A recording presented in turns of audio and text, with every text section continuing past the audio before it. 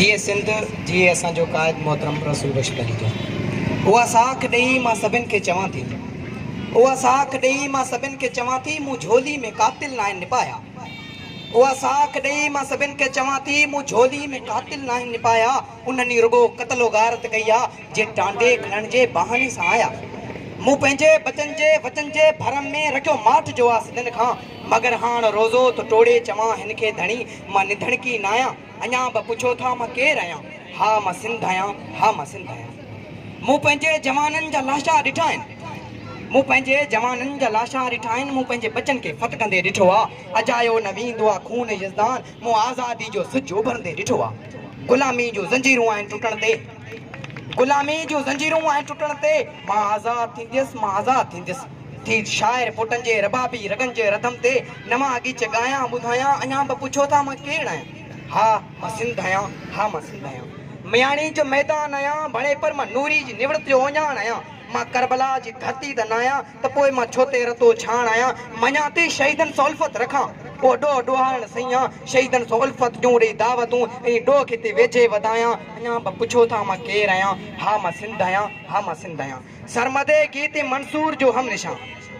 सरमदे गीती मंसूर जो हमनिशां हुनजे नाले खां ॾकंदड़ मना ते हुजा हुन सां लश्कर खज़ाने सां राकश लड़िया हुन चयो हुन काफ़ी आहे मुंहिंजो ख़ुदा हुन खोटी ज़माने जी रिवायत भॻी हुन चयो माण्हू माण्हू आहे यज़दान आहे हुन ॾींहंनि में सफ़ेद पगड़ियूं बदल अहले तस्बीब हुआ अहले तकवाब हुया ऐं बुत परस्ती सां अटकण जी ज़रूरत न हुई अहले मनसब हुया त ऋण जा जोधा हुया हिकिड़ो मर्दे कलंदर सफ़ा नात मां जंहिंजे दस्तार फाटल ऐं हीरूं बि हुई जंहिंजे कपिड़नि ते चटियूं ऐं पेवंद हुआ जान ताननि जे तीरनि सां सीरूं बि हुई हुनजी ललकार सां लर्ज़िया बुतकदा चंडो खाननि जी चाहट बि धुरकण लॻी किन त सजाद पोशन जा पटका डरिया दिलि फ़क़ीरनि जे पेरनि जी धड़कण लॻी ऐं मसंद नशीनो घणो ई थियो हाणे दरगाहूं ऐं तकिया बि ख़ाली कयो थो मलाइक जो मस्जूद इंसान अचे उनजे भेजे में गांजा आफ़ियूं भरियो हिकिड़ो यसरफ जी मिटी खे चुमदड़ तख़्त तख़्ता उघेड़े वियो तागूत जा कम बाज़नी चयूं ज़मानो थियो जलवा हाणे किथे साॻिया जबरूत जा पोइ कारिन रिटनि जो कटक छा वियो पंहिंजे वारनि ऐं वथाणनि ते डोड़ा लॻा सिंध जी सूरनि साण जेलूं भरियूं पंहिंजे पुठियुनि ते पटका ऐं कोड़ा लॻा लाड़ तुंहिंजी लुटियल सी त लुट बि रही काल झलियो ठठो अॼु कलाची बि वई अॼु मोहाणी जे तड़ता मोहाणा तड़िया अॼु आमी ऐं भाभी जी मयत थी पोइ लकी जे लक्ष्मण में लाओ भरियो हिकिड़े चीते जी चंगार चौफेर थी मक़तलनि जे भितियुनि ते पढ़ी थो त पढ़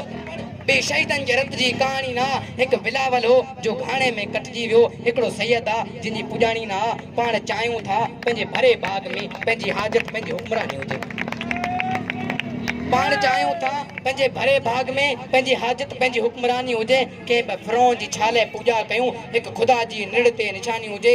लाड़ तुंहिंजे लाल जी ॻाल्हि कहिड़ी कजे सिंध तुंहिंजो नसीबो सणाओ न थियो दीन जे नाव ते तोखे धोतन फुरियो ॾेई क़ुरान ज़ामिन खे त लोटो कयो देस तुंहिंजी खतोरनि जी हुबकार में ख़ुशि खतीरा भला वसन जोगी रमता भला सिर भितनि सां हणो पिया सदाऊं ॾियूं हाणे जागो मिठा हाणे जागो मिठा जी असां